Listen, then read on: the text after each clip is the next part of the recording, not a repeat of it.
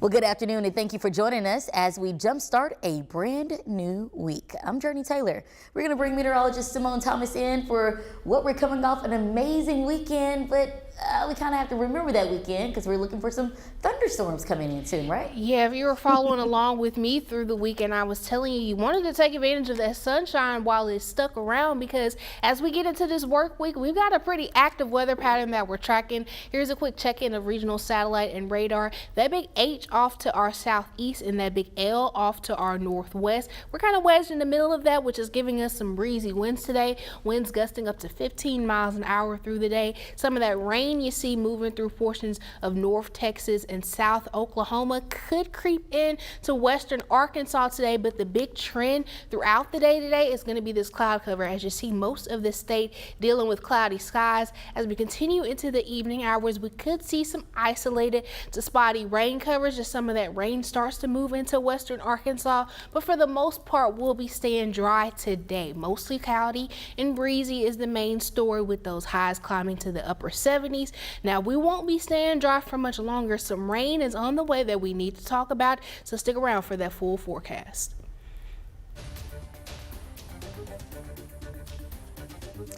All right, well, the clock is ticking to get your tax return submitted, but for those who waited until last minute, you may need a little more time. That's because today is the deadline for submitting your taxes.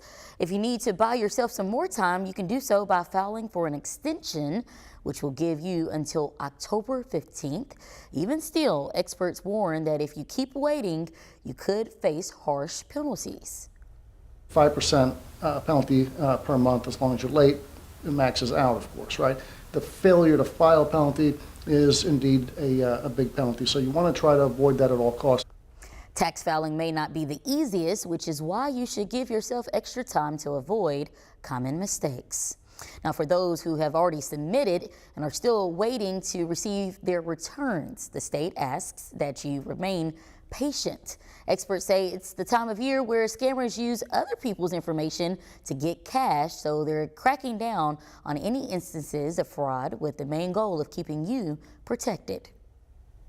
Our IT team really works to stay ahead of the different ways that they're trying to do that. And thankfully, I mean, they're doing a good job. Again, it may take an extra couple of days, but this year it's really, I think, so far so good.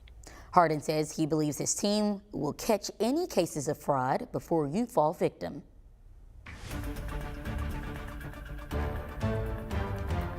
The first ever criminal trial for a former U.S. president is happening in New York. With jury selections underway, CBS's Ian Lee has more on the accusations against Donald Trump. Former President Donald Trump arrived as jury selection gets underway in the first of 4 criminal trials he faces. This is an assault on America. Trump, who's currently running for president, claims the entire proceeding is politically motivated. And it's a country that's failing. It's a country that's run by an incompetent man who's very much involved in this case. This is really an attack on a political opponent. That's all it is. Trump faces 34 felony counts of falsifying business records, accused of scheming to funnel payments to adult film star Stormy Daniels to cover up an alleged affair when he was running for president in 2016. We cannot and will not normalize serious criminal conduct. Trump is required to be in court every day, and jury selection alone could take 2 weeks as both sides look for impartial jurors. This is going to be a difficult task because there is virtually no one who has no opinion about Donald Trump. Give me Trump or give me death. Outside of court, demonstrators for and against Trump are making their voices heard. Trump is not above the law. The trial is likely to run through early June. Jared Hill, CBS News, New York. Developing overseas, tensions are high with Israel planning retaliation following Iran's massive attack over the weekend. Iran launching hundreds of drones and missiles directly toward Israeli territory. According to Israeli forces, most of those weapons were intercepted. President Biden spoke with Israel's prime minister shortly after the attack. And according to CBS, the White House is choosing not to assist Israel in their revenge attack. Well, back here at home, at least 9 people facing injuries after chaos erupts during a block party in Wynne, Arkansas this weekend. According to state police, it happened around 10 o'clock Saturday night during what was supposed to be a community event. Police say that's also where 27-year-old Varian Campbell was shot and killed. 2 teenagers were also run over by cars fleeing the scene, a sight one resident says turned ugly in a matter of moments. One guy said something to the other guy, and it just went sour. The guy started shooting, and then I seen my best friend, son. I'm looking at him, and they trying to get him back. Where were you? Standing right beside him. This afternoon, police are still working to track down those responsible. The high-profile capital murder trial of Keyshawn Smith is set to resume in Jefferson County today. Smith is accused of killing Pine Bluff police detective Kevin Collins in 2020.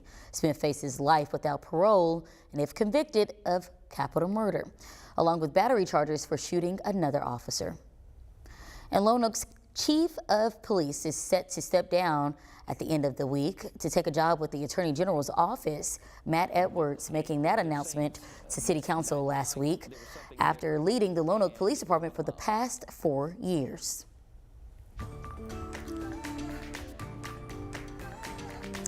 Discussions over the state's budget will pick back up today with major topics spanning across education, crime, and health care. The new fiscal session got underway last week, where Governor Sanders is hoping for the approval of spending increase of 1.76%. Most of that cash expected to support education and school vouchers, an initiative backed by Education Secretary Jacob Oliva. And you may have noticed some changes during your morning commute. If you typically head down Rodney Parham Road, expect the area to be shut down for the next month for construction. This construction starting from Valley Club Circle to Pleasant Valley Drive. Now, throughout the process, the Assistant Director of Little Rock Public Works is urging you to drive safe and be aware. Safety is most important, both for commuters as well as our construction workers out there. So keep an eye out for signs, follow the instructions out there, and drive slowly through the construction areas. Then we've been working along with our utility companies to get those relocations done, and then weather delays and other things like that. But we're trying to do our best. Crews were on site as early as 9 o'clock this morning to get things started. Now, one of the hottest shows on Netflix is giving viewers an inside look at what life is like behind bars at the Pulaski County Detention Center. And at the forefront of the series, Pulaski County Sheriff Eric Higgins, who faced backlash over the televised social experiment. For the first time since its release, Higgins publicly addressed concerns during a Q&A in Jacksonville, many of which centered on his reasoning behind even considering to do the experiment.